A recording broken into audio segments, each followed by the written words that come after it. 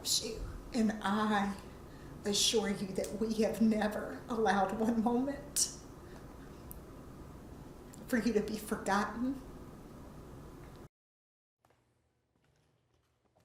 Those words from a mother who lost her son nearly 5 years ago in a boating incident on the Congaree River. 19-year-old Jaden Phillips passed away 4 days after he suffered a head injury while on a birthday trip with his family and friends. His family tells WIS all these years later that there are still unanswered questions. As they work to get them answered, they hope a newly filed bill could prevent other families from experiencing what they did. Our Naomi Popa sat down with the Phillips family today and shares what this bill could mean for you and others in a life-threatening situation on the water. Naomi? That's exactly right. And Hannah, Greg, I spoke with Jaden's mother, Sabria Phillips. She tells me he was loving, he was kind, he was quite the practical jokester, and that he was essentially her everything. Now she's hoping to change tragedy into something positive here. Was he ever awake? Was he asking for help? Why wasn't he worth getting help for? Why wasn't he worth asking really tough questions? Questions that Jaden's Law would make certain are asked every time law enforcement agencies, first responders, and emergency management service providers ask when responding to incidents on the waterways. When you lose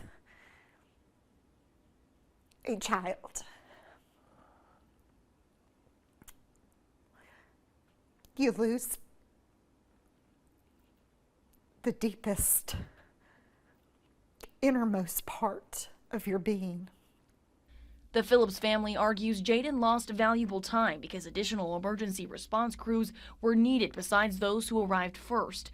The boat landing was difficult to locate because of the lack of GPS, and the family says an investigation was not launched after Jaden's death.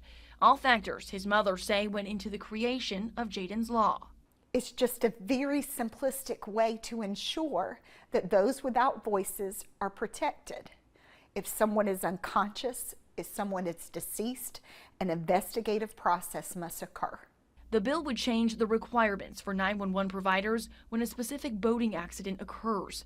It would require dispatch to ask the caller 5 specific questions: whether the accident victim is conscious, has a visible head injury, can breathe without assistance, is able to verbally communicate, and if the person sustained injuries while on a body of water. If the incident did happen on a body of water, it would require the South Carolina Department of Natural Resources to respond to the call, not just be informed. This is our daughter Jordan's thumbprint, and that is her brother Jaden's thumbprint, and she called him Bubby. The bill would also require each responding agency involved in a boating accident with a deceased or unconscious victim to create a written incident report, secure the accident scene, and conduct an immediate investigation. It would also require SCDNR to provide all responding agencies with the physical address and GPS coordinates for all public boat landings, making access to the incident locations more efficient. So far, the bill has not yet had a hearing at the State House. Reporting live here in studio, I'm Naomi Popa, WIS News 10.